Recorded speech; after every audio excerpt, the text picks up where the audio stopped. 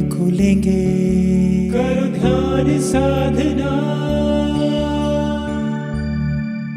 आइए सुनते हैं आज की कहानी श्री हनुमान जी और रावण का अद्भुत युद्ध।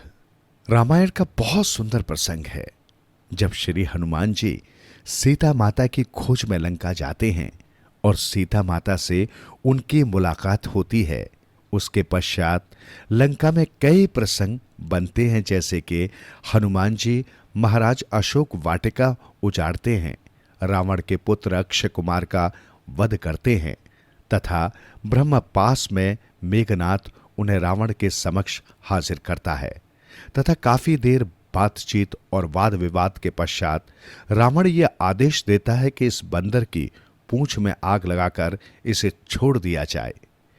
उसके पश्चात हनुमान जी पूरे नगर को, जो कि बड़ी ही सुंदर लंका नगरी थी, जला देते हैं और सीता माता को प्रणाम कर प्रभु श्री राम के पास पहुंच उनका संदेश उन्हें सुनाते हैं और तुरंत ही प्रभु श्री राम भाई लक्ष्मण के साथ वानर सेना सहित लंका पर चढ़ाई करते हैं। युद्ध शुरू होने से पहले प्रभु श्री राम, जो कि मर्यादा पुरुषोत्तम है, चराचर परम ब्रह्म है, रावण को एक अंतिम अवसर देना चाहते हैं।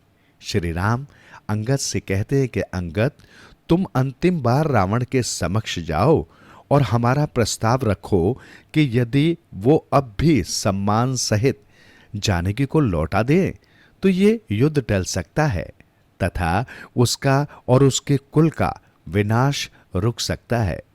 प्रभु की आज्ञा पाकर अंगद लंका जाते हैं। रावण के दरबार में वे उसे समझाने का प्रयास करते हैं, किंतु रावण टस से मस नहीं होता। वो कहता है कि तुम्हारी सेना में वीर है कौन? तुम जिसे श्री राम कहते हो वो पत्नी के वियोग में दुखी है। उसका भाई लक्ष्मण अपने भाई को दुखी देखकर दुखी है।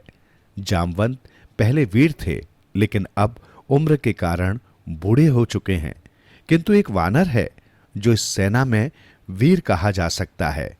उसका नाम है हनुमान। उसने हमें काफी नुकसान पहुंचाया है, बाकी तुम्हारी सेना में कोई दम नहीं। इस प्रकार रावण नहीं मानता और अंगद वापस लौट जाते हैं। अंगद के लौट जाने के पश्चात रावण विचार करता है, क्यों न हनुमान से पहले ही युद्ध कर लिया जाए, क्योंकि यदि उसे हरा दिया तो ये सेना अपने आप हार जाएगी, राम आगे युद्ध कर ही नहीं पाएंगे।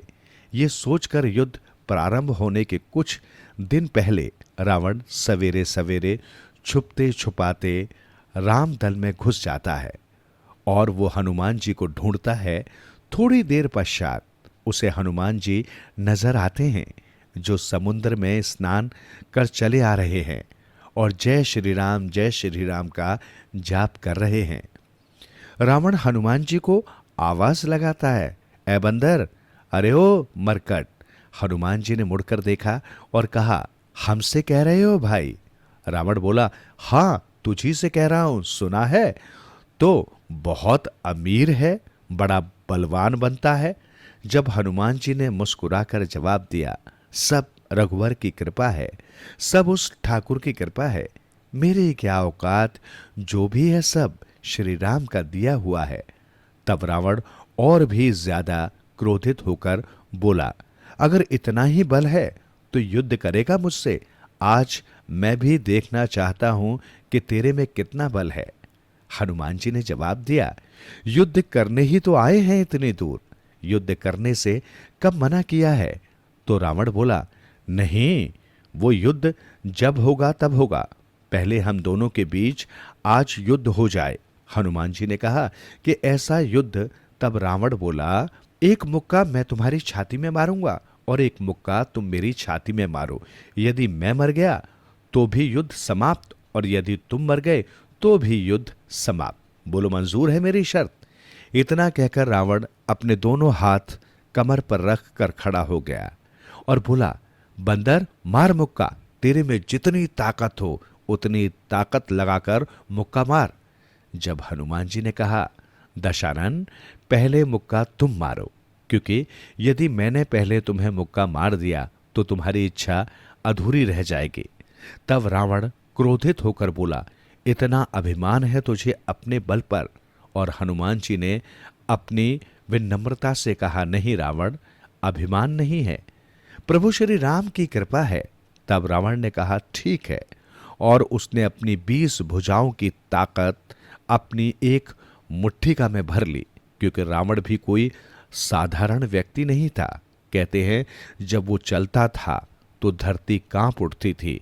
भगवान शिव को प्रणाम करने जब जाता था तो कैलाश पर्वत को उठाकर सिर से लगाकर वापस रख देता था। ऐसा बलशाली रावण, उसने अपना पूरा जोर एक मुट्ठी में भरा तथा हनुमान जी की छाती में मुक्का मारा।